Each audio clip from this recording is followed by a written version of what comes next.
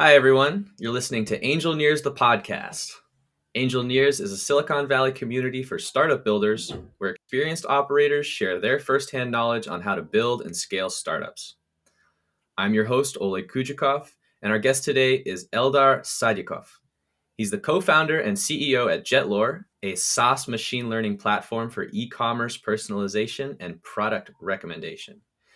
Jetlore ranked number 12 amongst the fastest growing companies in the Bay Area in 2017, and it was acquired by PayPal in 2018. Today, we're going to talk about Eldar's experiences of facing and overcoming the founder's challenges. But before we get into that, Eldar, welcome to the show. Thank you. Excited to participate.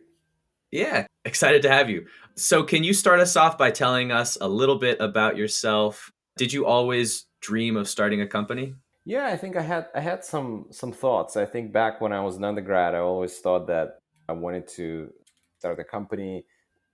I didn't have a plan when this would happen, but I had an aspiration, a dream, I would say. And then I think that first, obviously, when I got out of school, I thought to get some experience. So I worked for companies. And then eventually, when I got to Stanford, I think I ultimately got the startup bug. And I think that at that point in time, it was pretty clear to me that it will happen and with the right team and right co founders. So, a little bit about your background that I know is you studied computer science at Stanford, like you mentioned before. Could you tell us just a little bit about what you studied? And then once you were done, when did you actually start the company? Was it while you were in school or was it not until you finished? Yeah, so I have a unique experience in the sense that I'm a dropout. So I went to Stanford. Technically, my admission year was 2007. There was a little bit of a delay, and I actually got to Stanford only in January 2008. And I was in the PhD program, and I was doing computer science. My specialty was, I would say, broadly probabilistic statistical models for large data and what people might call applied machine learning to some extent, trying to make predictions from large data sets. And so I spent 3 years at Stanford, had publications, passed my qualifying exam, got my master's along the way, and I guess at the end of 2010, early 2011, we got this idea that got obsessed with it. I can tell you more about it, but we got obsessed with it, which has nothing to do with the eventual Jetlore company from product perspective. But we got this idea and we decided to take a pause, take a leave from Stanford and start this company. On behalf of the listeners, I have to ask, what was the idea that knocked you off track? Yeah, so the idea was pretty cool, I thought, at the time, because we now you have to take yourself back in time into 2011 because I think that it would make more sense when you think about it in 2011. This is pre-Facebook IPO, but this was the time of emergence of all the major social networks. Actually, it was the year I think it was the year when LinkedIn went public, but Facebook did not go public yet. I think they went public in 2012, if I'm not mistaken. And so you have all these major social networks that emerge, and our idea was that how can we make the social networks useful? And the way we thought about it was that there are a lot of common problems that people have on a day-to-day basis that they need kind of social proof for. So I'll give you an example. Like you have a house and you're trying to do something at your house, like replace a furnace or maybe fix your water heater. Maybe it's landscaping that you need help with. Or maybe parents might need to send their kids to and find a daycare or kindergarten. Those types of things we typically might go to Yelp or something like that, but ultimately people trust places where they have social proof. Maybe some places that somebody can recommend a place and say, hey, I've done this here and I think I would highly recommend this place. So we thought that we wanted to build a system where you would pose a question in natural language. The system would read that question, analyze it, and based on the content of that question, it will then analyze your connections in your social network, whether it's LinkedIn or Facebook, and then find the right person in your network that might answer that question for you. And then the person will get that question and they can answer that request, or they can actually choose to route that request to one of their peers and say, hey, I don't actually know a good daycare, but this people in your neighborhood, let's say, but this two other friends of mine might be able to help you here. That's an example. So the idea was to build this sort of like human routed Q&A service through Hmm. social networks, but by leveraging NLP technology we built to analyze the actual content of the question to figure out who is the person to answer it. So that was the initial concept, and that's why this concept, actually, we got so obsessed with it that that's what led us to dropping out of Stanford and doing a startup. And so we built a product for it with a pretty good demo, and showed it to investors, and got seed money for it, and with quite a few prolific investors in Silicon Valley, and that's how the company was born. And I won't continue. I can share more details as we go, but uh, this is how my entrepreneurship journey began, I guess. Yeah, I mean, I guess we're here talking about Jetlore today, so I'm safe to assume that this idea never took off, but I'm sure you learned some important lessons. What was the company called, and then what was your main takeaway from starting a company the first time? Yeah, so the initial company was called Quisper. It's kind of a funny name, but we wanted a consumer name that sounded good to consumers, and we thought that it's like a query, a question, whisper. You kind of whisper to somebody, and so that was a play of two words, and Quisper. And so, anyways, that was the name of the company, and we couldn't get traction, primarily not because the product was bad. I think primarily because we couldn't get the trust of people to use the system. People had to log in with their social credentials, whether they could have to connect to Facebook or connect to Twitter or LinkedIn, one of their networks. And then the people that would get the questions would also have to log in. And so the brand, we didn't have a brand, and people didn't trust the system to actually, oh, why do I have to trust the system? I don't know, to log in and provide that answer. Yes, it's a friend of mine that's asking me for that request, but we couldn't bootstrap it. People just were not logging in, and even though people were routing questions, but they were not logging in, didn't feel comfortable logging in and giving their credentials, and that's why that B2C concept never took off. And that's when we decided to pivot, and we said, all right, we have to build a different company for a different space, but maybe taking some of the technology we built and utilizing it. Got it. So it sounds like the barrier to entry was pretty high, and it was tough to find success that way. So it sounds like you're alluding to the next company. Can you give us a quick snapshot about Jetlore? Yeah, so the idea for Jetlore was born when our investors said, hey, you have a pretty cool NLP engine that analyzes this text and then can extract what they call entities out of that text. Semantics. I'll give you an example based on the question. We'll pull out things like daycare or mechanic or help with my taxes and accountant. So accountant and taxes would be entities and what they would call semantics of the actual question. So they said, can you use that for maybe, one of our investors said, hey, retail and e-commerce is hot, maybe there's something you could do with it. And they made an introduction to Groupon, to a couple of groups at Groupon. And we talked to Groupon, and Groupon said, okay, that's a pretty cool NLP engine you guys built. They said, can we use that NLP engine for our product feed? Because we have this massive feed of deals. At the time, it was 140,000 maybe across the United States. And they said a lot of these deals are inputted into the system by humans, by owners of those small businesses that we work with, whether it's a restaurant or a spa salon, maybe a nail salon. And we don't really have a good control over the quality of the descriptions that they put in. And we don't have a way to enforce a good taxonomy for that content either. So many times we actually don't know when a new deal comes into our system. We don't know whether it's about haircuts or nails or whatever that might be. And if a person has bought a product in the past for nails, for example, clearly they might be interested in nails again, and we don't have a way to tell that this new deal is relevant to them. And so we basically used our technology to analyze their deals feed, their product feed, and then ultimately for the purpose of personalization, for the purpose of then taking that information and saying, based on what you've done in the past, based on what you've purchased, based on what you've clicked on, searched for on the site, are you likely to buy this new deal?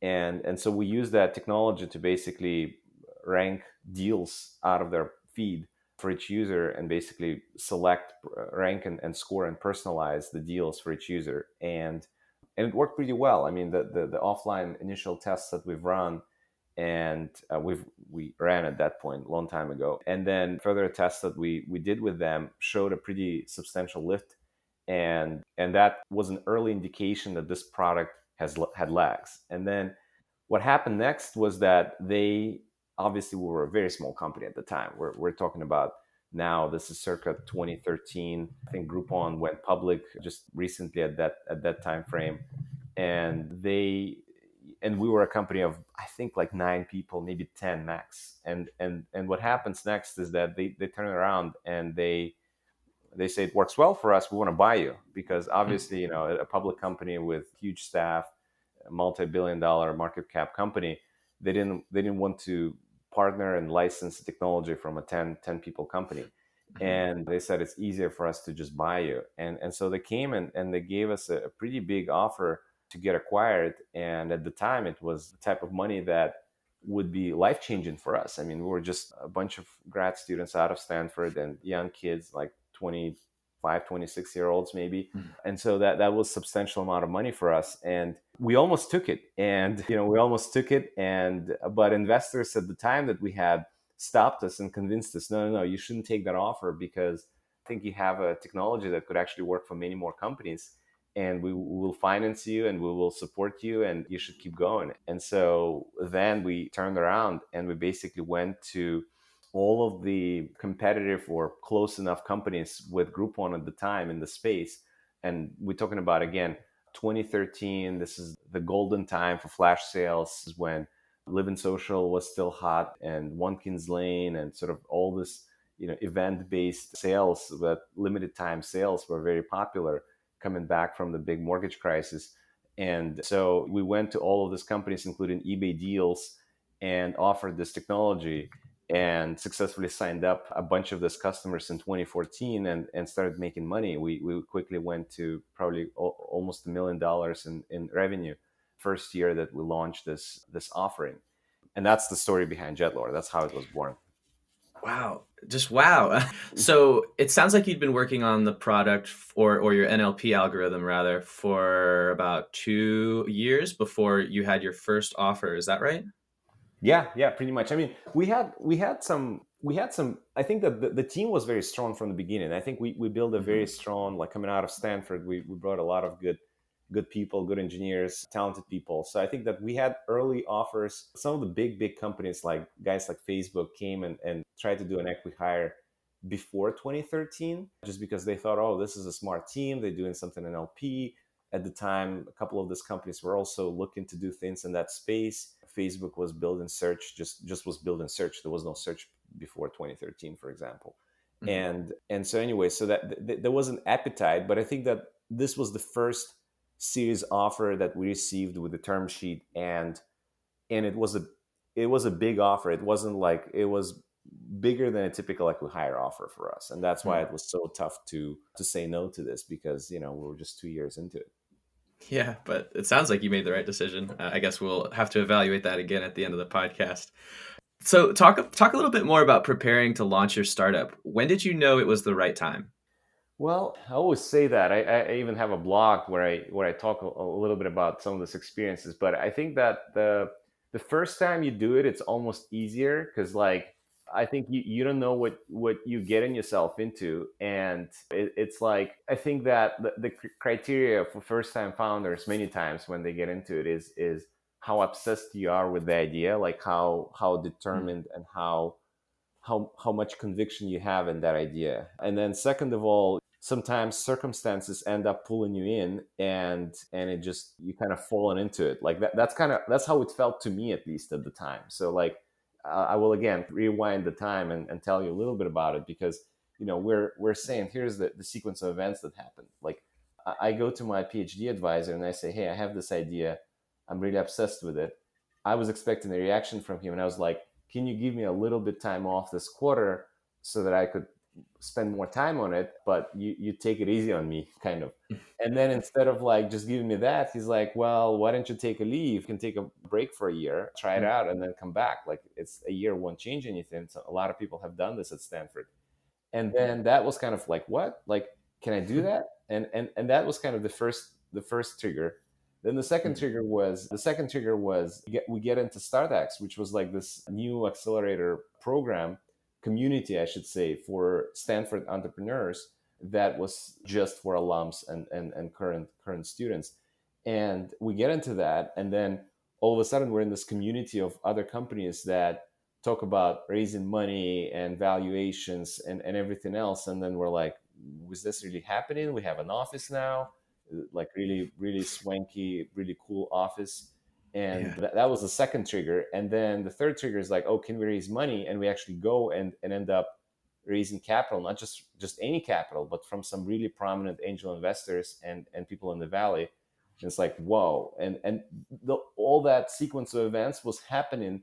And what I mean by it was pulling us in. We were Mhm. kind of falling into that without even like realizing that this is happening to us. So that's kind of how it was like for me, first Mhm. time, like building a company. It Mm. may be different for somebody else, but I think that I would imagine that for many first time entrepreneurs, it probably is happening like that. I think second time and third time when you've done that, I think it's much more of a conscious and rational and very well thought out decision. But for first time entrepreneurs, I think this is how many times it happens. So once you decided to launch Jetlore, what were some of the key decisions you had to make? Oh, it's everything. It's about who do you bring on the team? Do you incorporate? Like that's the biggest thing that you ask yourself. Probably the biggest decision you make is like, all right, well, you have this idea, you start working on it, you start building it, you start writing code and kind of building the demo. And then you like at some point you stop and you're like, well, should I incorporate? Should I protect that intellectual property or that? Like, oh, then I have to file taxes and all that stuff if I do this. So incorporation is the big step.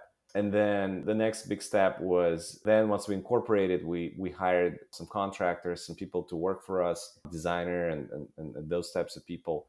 And then the next decision you make is like, should I raise capital for it? Because at some point you realize that, oh, I can't pull all of the weight of it myself. And you decide to raise capital. So those are some of the decisions. And obviously, before all of this, you obviously also decide who you co-found the company with and how do you split equity and those types of things. That also happens. Well, let's talk about that next. First, before we talk about splitting up equity, let's talk about building the team. Did you ever consider being a solo founder, or did you always plan on doing this as a team?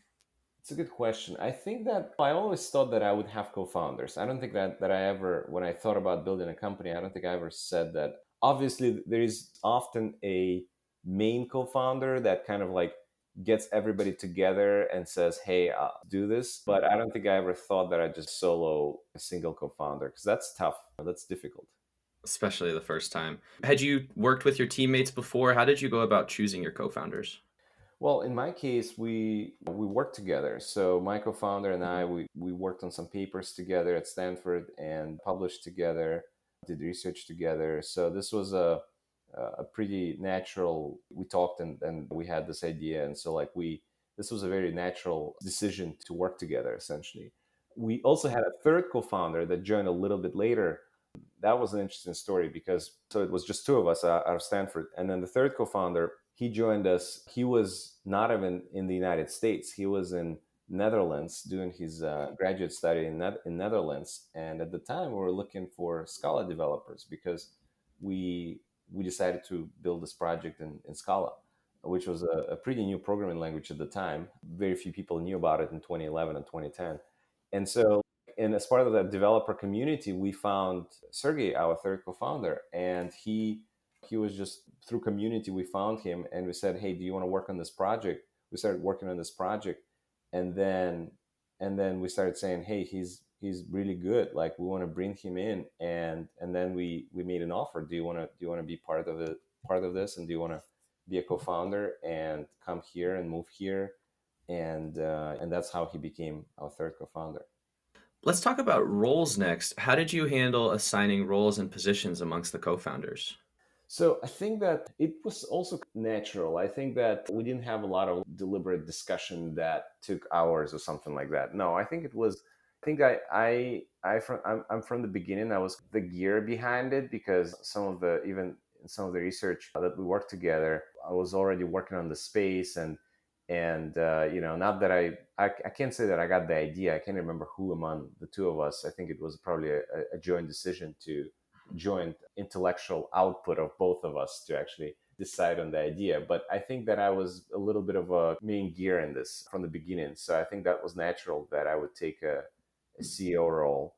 And then that my co-founder was kind of a co-pilot. So when we brought the third co-founder, we said, okay, well, let's give the third co-founder a CTO function, and then my first co-founder, she took a COO role because that was the second most important person in the company, so the second co-pilot, so to say. And that's why we split those responsibilities, even though in reality all of us were technical. So all of us were writing code, and all of us were like what's CTO, a CEO, a COO on paper when you have a bunch of engineers and geeks building this technology. Yeah. So okay. So it sounds like the roles kind of naturally assigned themselves. How did you go about doing something a little bit less natural, which is splitting up equity and cash compensation? So I think that's a more difficult topic for a lot of founders, because I think I've seen many different variations. I think that the simplest one is that if you all come in and co-found a company at one point, so like you basically work together in the same house, or I don't know, whatever, you get together and you work together from the very beginning and you incorporate. I think that many co-founders just make a simple decision: let's split it evenly. So you have three co-founders, you have two co-founders, let's split it evenly. And that's kind of the decision we made initially with the two co-founders. Two of us, we just said 50-50. And then when people join later, then naturally they tend to have less equity, because at that point, when somebody comes in later, you already have something that you build up, you have some momentum. And that's when I think that naturally it's much hard, unless somebody who comes in is a, let's say, renowned and entrepreneur, and somebody that could really be the differentiator for the company. I think naturally that late co-founders tend to get a smaller stake in the company. So that's what happened for us. So the third co-founder had a smaller stake in the company, and Sergey. And then I've also seen a different makeup. So I've seen companies that, and I think it's also fair, by the way, having done this experience at least once, when CEO takes a little bit larger stake. So that, let's say, you have a initial set of co-founders, and then it's very natural if CEO takes a larger stake. Let's say if you have three co-founders, it's very natural to say 40% goes to the CEO, 30% goes to the other two co-founders that at the initial phase. Because I think that I would be very comfortable with that if I was building a company now and I was not the CEO. Because at the end of the day, I think as a CEO, you get to, like, emotionally and psychologically and all around, you carry a little bit more weight than any other member on the team. So I think that's why I feel like it's also a very natural split to make. Yeah, the buck stops with you. Okay, next, let's talk about first hires and investors beyond the founding team. At what point did you start making your first hires? And who was your first hire? It's a great question. So I think that if I have to rewind, I think probably the very first hire was a designer, because that was the most immediate need, because we were building a consumer product and we needed a great looking product that would look good and professional. So we went and we basically scouted design programs, different schools, and arts and design programs, and found a great designer out of San Francisco Academy of Art who was about to graduate. And we saw her portfolio, and or maybe I'm messing up the story. I think we might have found a friend of hers, messaged her. She said, "Oh, I cannot do it because of my commitments, but this other friend of mine, she's really good. She might be looking for something." And then we looked at her portfolio. We liked it. Anyways, this was our first hire technically. Then after that, I think we had a remote contractor that we hired through Odesk, or I think it's called Elance now. Well, I don't know if you consider that a hire, but it was technically a contractor who became an employee eventually. And then the next employees were, we had one friend from Stanford that we hired out of the graduate program. And then the next hire was another guy who was doing a startup who tried to get into YC, and he was doing stuff in the space, and we convinced him, you should join us. And he basically joined us to do this company. So those were like, I'm just giving you a set of different people, but those are the types of people that I think end up becoming first employees. I should. And was that like in the first 6 months of the company? Was it about a year? This was about first 6 months. I'm telling you all the names of different people, not the names, but all the people that we hired probably in the first 6 months. And when you're doing those early hires, how do you strike the right balance between hiring someone that's flexible and hiring someone that has a knowledge depth? It's a great question. So I think obviously you want knowledgeable people. So I think that's a natural filter. You're not gonna hire people that are not qualified to do the job. But I think that there are other qualities that you look for. I think that one is they need to be passionate about the space, ideally. They should be or passionate or simply friends because they you worked with them and they're like, I believe in it because I believe in you, and but ideally both, so they're passionate and they respect you and kind of have that conviction to follow you. The third one I would say that I didn't realize until maybe a couple of years into the journey is that not every person is made for startups. I think startups are very chaotic and they're very crazy, and just there is a lot of ambiguity. There is a lot of constant changes and just chaos, like general chaos. And I think that some companies that have spent a long time in a big company, when they join this type of chaotic environment, that's completely out of their comfort zone. And I think that you need people that would be comfortable with chaos, and that means either they worked at a startup before, they tried to build a startup before, or they maybe just sometimes people out of school, out of grad school or somewhere good, because you can morph them into what you need them to be, rather than people that have, let's say, spent 10 years at a big company. When they join a very early stage company, they just tend to have this, oh shoot, this is insane, like this is chaos and I can't deal with it. They're used to a certain level of process. Yes, exactly. And they used to having a support group, like you need DevOps and you need this and you need that, and you need a staging environment and this. And like in the early days, you don't have any of that. You kind of like working as you go, and the requirements are changing. And for them, it just feels like you can't operate like this. So I understand you guys use some remote engineering talent. What are some of the pros and cons of using a remote team, especially now considering that all teams are remote during lockdown and quarantine?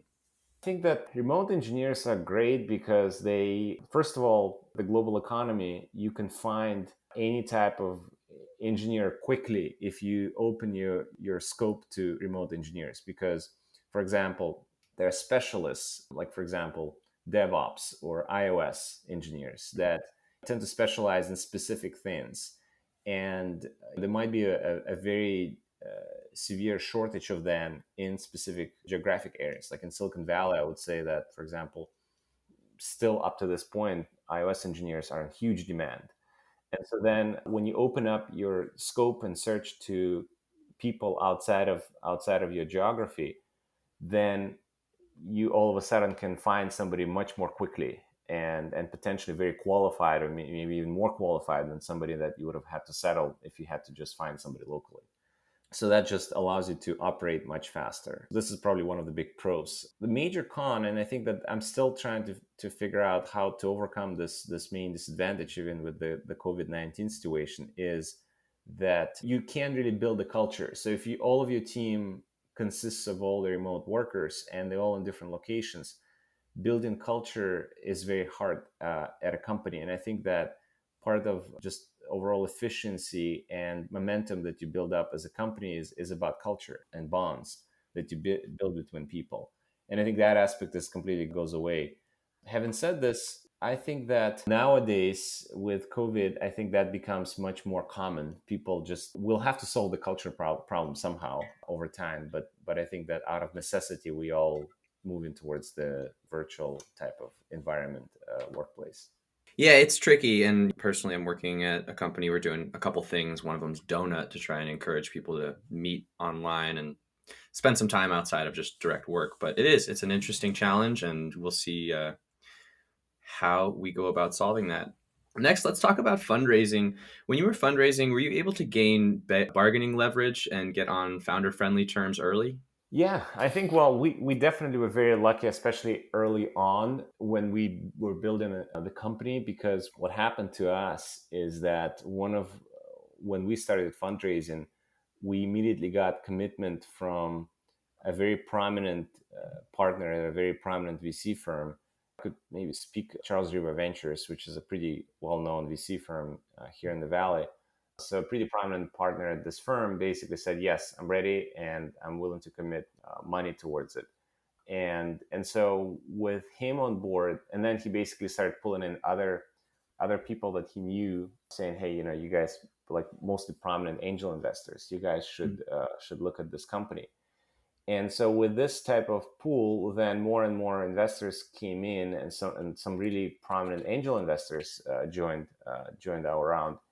And then we got another VC firm now coming in and saying, hey, we actually want to lead, and not just like, unlike the first VC firm that said, hey, I'll just put in like 300K, a little bit of money. Mhm. Here they said, hey, I'm willing to lead, and I'm actually willing to put $1 million, or close to that, a little less than that maybe, and lead the round and set the terms and write the term sheet.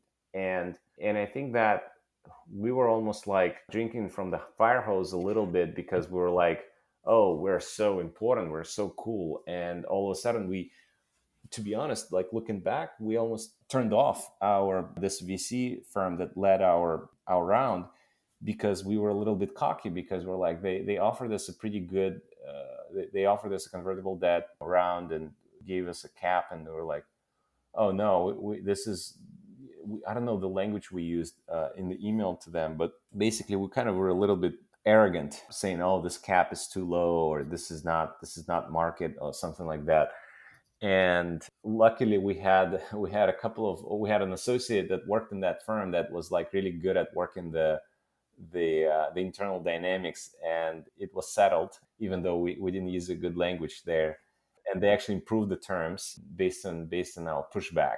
And then we got a very gracious terms at the time, and then everything was easier. Then we had a lead investor, we had a bunch of prominent angels, we had this other firm, then another firm, VC firm, came in and they said, oh, give us space, give us space.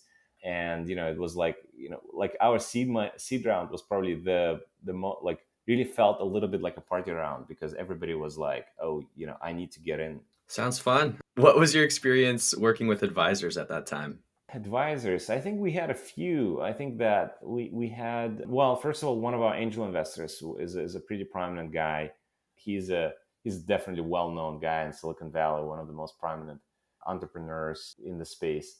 And he gave some really valuable advice, even though I didn't see him often. Maybe I would see him once a year, but every time I spoke to him, had some very good feedback. He's very harsh. He was very harsh with us, but at the same time, very good feedback.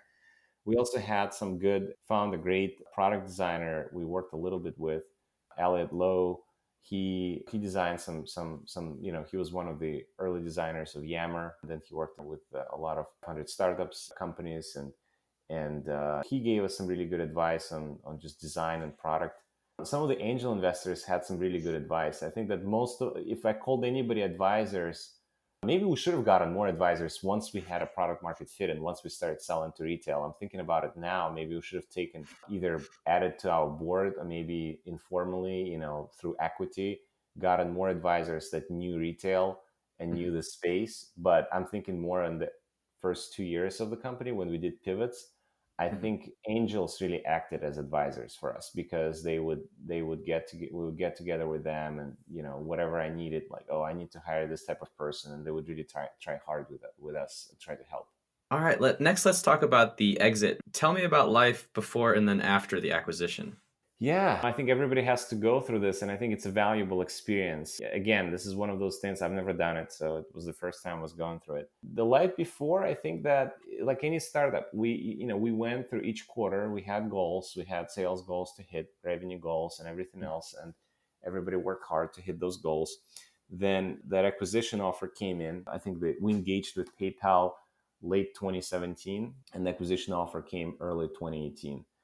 And then obviously, like, everything sort of like the company keeps operating, but for us, everything almost like shut down because we're like heads down, just working on this and working through diligence and everything else. It was very time consuming because you have lots and lots of meetings with the acquirer, them trying to understand the product, them trying to assess all the risks. It really felt to some extent like the diligence that you go through when you raise capital, because you also have diligence when you raise money and do institutional funding. You also have to prepare a bunch of legal docs and spreadsheets and employees and assets, and making sure that you have confidentiality and proprietary inventions agreements with each one of them, and do you have documents on lease and other things.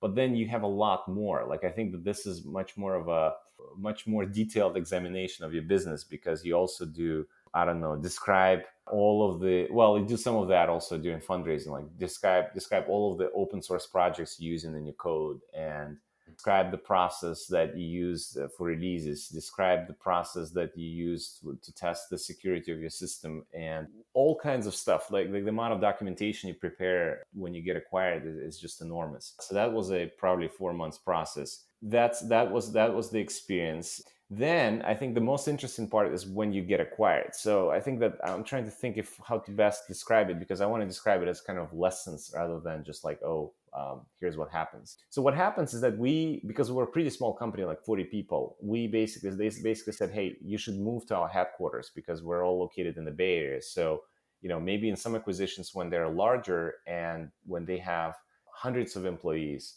then you stay in the office and it doesn't feel the same way. But for us, we had to move to PayPal, to their headquarters. And it really felt like, oh my gosh, we now work for this big company. And it really felt like it became a different world, because yes, we had some revenue goals each quarter and still had to do the same things, but it really felt like we're in a new place. There was all this operating rhythms that we're not used to. They were like, oh, there's operating governance meeting each quarter, and you have to report this, and you have to prepare this presentation, and then you have to do this type of report and do this type of report. So that really felt like I'm in a different world, and it's like going from, let's say you were in air and then you jump into the water, and like your motions and everything, the way it feels different when you're in the water. That's how it felt going into the acquisition. If I had to use any kind of metaphor, it's just like going from one fluid into another, and it has a completely different type of physics that you experience. Viscosity. Exactly. So that's how it felt. And if I had to give any advice based on this, I would say number one is, I think many entrepreneurs tend to just keep doing the same thing that they did, which is like many companies, when they get acquired, the advice that the acquirer gives them is like, keep doing what you're doing, keep hit your revenue goals, and don't worry about anything else. If you hit your revenue goals, everything is going to be fine. And that's partially true, but the reality is that you now in this big company, and with a lot of different products, a lot of different stakeholders. And I think that the mistake that many founders make is that, first of all, you need to spend a lot of time relationship building within this company, get to know as many people as you can, figure out all the important symbiotic things that the acquirer cares about, like why did they buy you, for what reasons did they buy you. And I think that you need to focus on those, and almost, I would say, even more importantly than hitting your core goals that you knew before getting acquired, that you try to hit those symbiotic goals that they had, and build relationships, and understand where else can you help, and how else can you contribute to other products. Because what happens at first year, everything is like, oh, fireworks, like, oh great, we bought this company, I want to get to know you, and this and that, and but very soon, unless you build more relationships and symbiotic synergies with the company, that excitement goes away. And then you also need to realize that most likely your company revenue line is very small compared to the overall acquirer's revenue goals. Like PayPal makes close to $20 billion a year. That's a massive revenue line. So whatever company they acquire, even if that company makes $100 million a year, that's still a drop in the ocean for that acquirer. So I think that making sure that more stakeholders benefit from your existence will solidify your position at this corporation. And if you actually want to grow in the chain of command and become more important at this company, that's what the entrepreneur should care about. All right. I think this is probably the last question from me. How was that shift of responsibility from being CEO of the company to then transitioning, getting acquired and transitioning into a new company? And then once the deal was over and having a sort of a new list of responsibilities, tell me just a little bit about that experience and how did you handle it? It's an interesting experience because you spend a few years with no boss. Like you have your board and you have your investors, and yes, they can push you a little bit, but at the end of the day, they can't tell you, don't do this. You're really the boss for yourself and for everyone. And now all of a sudden you have your own boss, and then that boss has a boss and so on and so forth. Mhm. And I think that that in itself is a huge transition because I think it helped me in many ways because I think it also, for example, made me a better manager because I think once I became part of a larger corporation, I started reflecting, oh, how will I feel if my boss told me that? And how would I want my boss to deliver that specific message? So those types of things I think started happening to me. So I think that I became much more reflective on as a people manager working in a large corporation. I also realized that at a larger corporation also, like I think there's so much of that 360 feedback and 360 view that's important because there are all these peers and other groups that you work with and how your group and how you are perceived from everybody else influences how you can get things done within this big company. So I think that that type of experience was extremely valuable to me because even though I've been in a pretty high up position there, senior director, like there are so many other peers and higher up people that it's important how they treat me. And I think that that experience just really helped me to understand how to operate in this type of environment. Overall, it felt much busier, I would say. Like the funny thing is that when I before I got acquired, I always thought, well, you get acquired and it's probably going to be an easy ride for a couple of years. I was like thinking it to myself because it's like, well, you get this nice cushy corporate job, you get paid well, and like it's going to be easier now because you don't have that emotional stress of like, oh, I need to raise capital. If my bottom line is bleeding, I need to continue to raise capital. I'm responsible for the people that work for this business, and that's the toughest mental thing about being a CEO of a company. But I think in this case, it's not that I had mental stress anymore, but it's just like the amount of overhead I had to do. Like I still had to do the same things I had to do as a CEO of a startup, but now there's just so much overhead with the new entity, new people, new bosses, new operating governance of all kinds of reports and presentations, that all of a sudden I was like, I don't have as much time. I'm constantly in meetings. I felt a lot busier, significantly busier than I was when I was a CEO of a standalone business. Those are probably the key differences for me.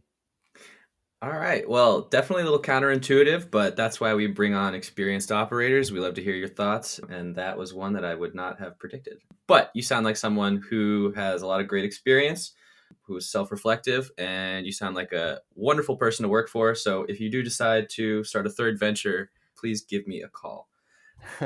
Thank you, Alec. It's flattering that you say that. Thank you. So before we go, what's the best way for our listeners to reach you? They can reach out to me via LinkedIn. Alternatively, probably email. I'm happy to hear people's thoughts. Via email. My email is elversatile@gmail.com. Also, if you don't have anything to say but you're curious about my opinions, you can also follow me on Medium. I have a blog on Medium that talks about entrepreneurship and startups in general. All right, I'll have to check that out myself. We're going to end it here. If you liked our show, please subscribe wherever you get your podcasts and leave us a rating. Thanks, Eldar, for joining the show today. Let's get you back on here as soon as possible. Thank you.